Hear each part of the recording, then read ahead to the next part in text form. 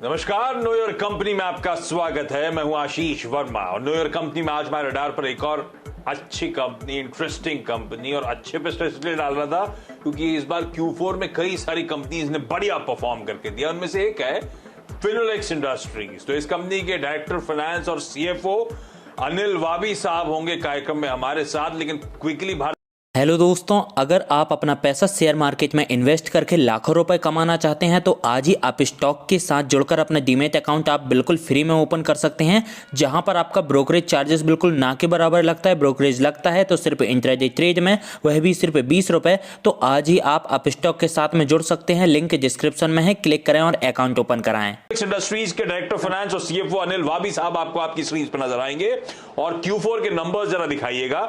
आय में 62%, EBITDA में 305% का उछाल, 13% के मार्जिन बढ़कर 33% पे पहुंचते हुए नजर आए।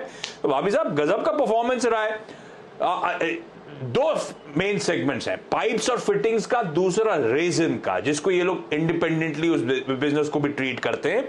और मेरे ख्याल से ये रेजिन का धंधा है जिसने इस बार क्वार्टर में गजब का आउट परफॉर्मेंस दिया है। सर, क्या टेलविंड्स थे Q4 में? इस तरह का परफॉर्मेंस आया कैसे? इसकी वजह ग्लोबल रीजंस है। आप ये देखिए, ये क्वार्टर में तो हाईएस्ट हुआ ही है, ये पूरे साल में भी हाईएस्ट प्रॉफिट क्लॉक हुआ है company as a whole and resin segment में भी, और उसी कारण से पाइप सेगमेंट में भी अच्छा प्रॉफिट हुआ है। रेजिन की बात करें तो उसमें पिछले साल में पहले तो जो पेंडेमिक सिचुएशन के कारण ग्लोबली सप्लाई डिसरप्शंस हुए थे और उस समय शुरू में तो प्राइसेस ड्रॉप हुई काफी, पर उसके बाद जैसे ही मार्केट में नॉर्मलाइजेशन आना शुरू हुआ, हर जगह लॉकडाउन ईज हुए, तो पीवीसी सप्लाईज फिर भी नॉर्मल नहीं हो पाई। उसकी वजह थी कि कुछ जगह पे जैसे यूएस में एक के बाद एक साइक्लोन आए, उसके बाद गल्फ कोस्ट में यूएस में डीप फ्रीज का इशू आया, उसकी वजह से सप्लाई में काफी डिस्ट्रप्शंस हुए, और उसके बाद यूरोप और यूएस में काफी प्लांट्स जो अपस्ट्रीम प्लांट्स हैं उसमें भी फोर्स मेजर क्लोजर्स है। तो इस वजह से पीवीसी की प्राइसेस जो है वो एकदम हिस्टोरिक हाई पे पहुंच गई। जो नॉर्मली $900 के करीब रहती हैं, वो $1670 पर पहुंच गई मार्च के एंड तक। उसके बाद जैसे थोड़ी सप्लाई मार्केट में नॉर्मल होनी शुरू हुई है तो प्राइसेस थोड़ी ड्रॉप हुई है, बट अभी भी प्राइसेस नॉर्मल से काफी ऊंचे स्तर पर है। तो मेन रीजन पीवीसी रेजिन में यही है। हाँ।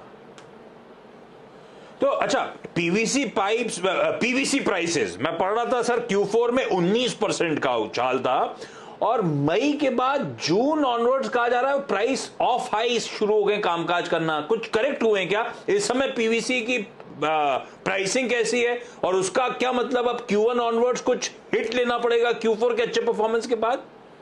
नहीं, आप ये देखिए कि जो Q4 का हिस्टोरिक परफॉर्मेंस था उससे जैसे पीवीसी प्राइसेस नीचे आएंगी तो यस, उस पे फर्क पड़ेगा। हाँ। अभी अगर हम अभी बात करें मार्च एंड से लेके अभी तक, तो ऑलरेडी 20% पीवीसी की प्राइसेस कम हो चुकी हैं। जो 1670 थी, अभी 1350 के करीब प्राइस आ चुकी है।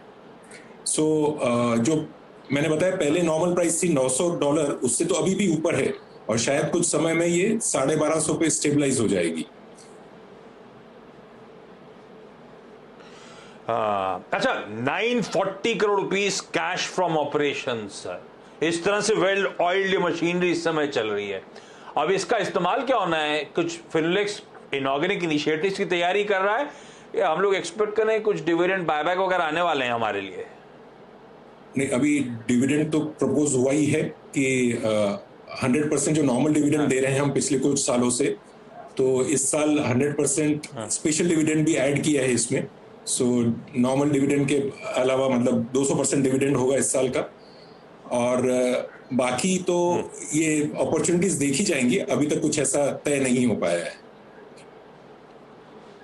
अच्छा, जाते जाते वाबी साहब एक सवाल और। आपने 2017 में लुब्रिजॉल के साथ टाई अप करा। आप पिछले साल 2020 में लुब्रिजॉल ने दूसरी एक कंपनी के साथ भारत में सीवीसी पाइप डिस्ट्रीब्यूशन के लिए टाई अप कर लिया, तो उसका कोई इंपैक्ट आपके रेवेन्यूज पे पड़ रहा है क्या? और आप ऐसे ही कुछ और एमएनसी टाई अप्स के लिए स्काउट कर रहे हो क्या इस समय? जी नहीं, जो लुब्रिजॉल से टाई अप था वो सोर्सिंग के लिए था, नॉर्मल सप्लाई एग्रीमेंट के लिए टाई अप था। हाँ। तो लुब्रिजॉल से 2017 में टाइप करने से पहले भी हम हमारा कंपाउंड खुद बनाते थे, रेजिन सीपीवीसी इंपोर्ट करते थे और कंपाउंड बनाते थे। लुब्रिजॉल का टाइप अभी जब 20 में हमने ब्रेकअप किया है, सप्लाई एंड किया है कॉन्ट्रैक्ट, तो उसके बाद भी हम सीपीवीसी रेजिन सोर्स करके हमारा कंपाउंड खुद बना रहे हैं। तो इससे कोई फर्क नहीं पड़ा है हमारे सप्लाईज या सेल्स पे। फर्क नहीं,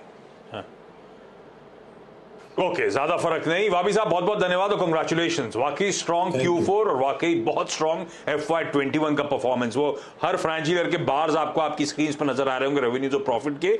देखिए क्या FY21 का ओवरऑल पूरे साल का परफॉर्मेंस फिनलेक्स की तरफ से आता हुआ। इस नोट पर क्विकली